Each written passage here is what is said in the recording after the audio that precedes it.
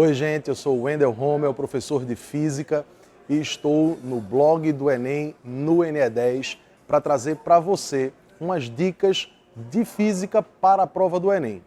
Então, na nossa parte da prova de Ciências da Natureza, nós temos a divisão de 15 questões em média para Física, 15 para Biologia e 15 para Química. Da nossa parte, lembra que Física se divide em algumas vertentes, em algumas partes distintas. A mecânica é a maior parte da física e não só por ser a maior parte, mas ela também fundamenta tudo aquilo que vem a seguir. Então, por isso mesmo, é a parte mais importante, é a parte que está mais presente na prova. Então, o que você precisa estudar mais da parte de mecânica? Lembra do estudo dos movimentos. Movimento uniforme, movimento uniformemente variado, quando tem velocidade constante, quando tem aceleração, quando a velocidade é variável, saber diferenciar bem esses tipos de movimentos e também saber a aplicabilidade das suas equações. Fundamental, todo ano está presente na prova. Aliado a isso, ainda no movimento uniforme e no movimento uniformemente variado, nós temos a análise de gráficos, competência que está presente lá no Enem e que cai em abundância.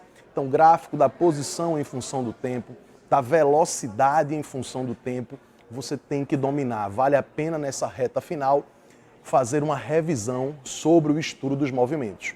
Ainda pensando nos movimentos, é importante dar uma olhada no movimento circular e uniforme. Então, transmissão de movimento via engrenagens, velocidade escalar, velocidade angular, vale a pena você dar uma olhadinha nas relações entre essas grandezas, sempre presentes na prova.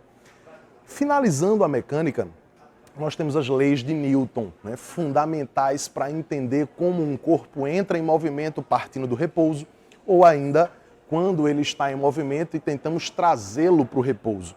Então, o estudo das leis de Newton e das forças, interações entre elas com massa, com aceleração, tração, força elástica, é sempre importante você estar a par e dominar este conteúdo, porque também em todos os anos está presente na prova. Tá? Além disso, a energia cinética e as conversões das energias cinética, potencial gravitacional, potencial elástica.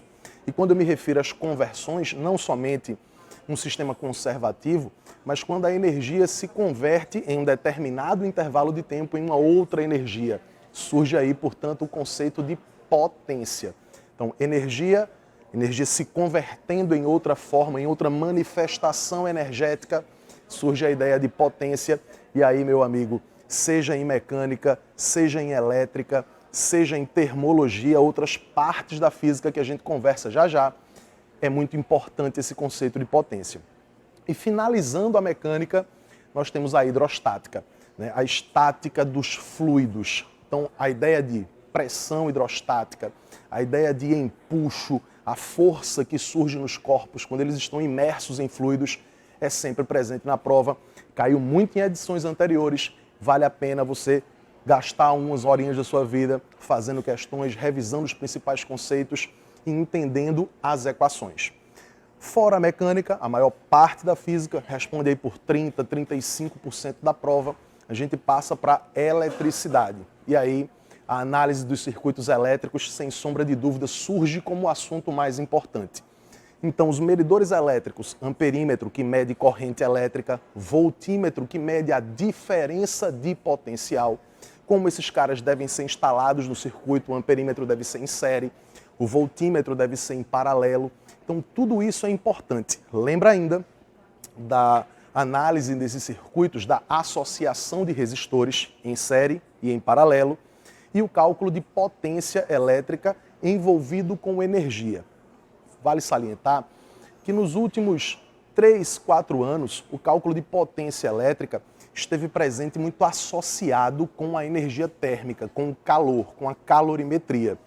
Já entrando na termologia, o que cai mais na prova é essa associação da energia térmica com a energia elétrica, quando você faz o cálculo da potência envolvendo a conversão de energia elétrica em energia térmica para aquecer uma massa de água, aquecer um objeto. Então, essa correlação entre a potência elétrica e a calorimetria é importante a gente ficar atento. Na termologia, além da calorimetria, fica atento à dilatação dos sólidos e dos líquidos, comportamento anômalo da água, como a água se comporta naquele intervalo de temperatura entre 0 e 4 graus Celsius, um comportamento diferente das outras estruturas, dos outros corpos, das outras substâncias. Passa pelo eletromagnetismo, dá uma olhadinha em força magnética, tem um cálculozinho para a gente fazer em força magnética em um fio, entre dois fios, e a indução magnética, especialmente a lei de Lenz, aquela que diz para a gente que quando nós variamos o fluxo do campo magnético, estabelecemos uma corrente elétrica, isso vai estabelecer um fluxo no sentido oposto ao indutor. É importante você frisar isso. E finalizando esse papo, essas dicas que eu estou passando para você, dá uma olhadinha em ótica, em cor dos objetos, em refração e em ametropias da visão. Dessa forma, esperamos contribuir significativamente para o seu sucesso. Abraço.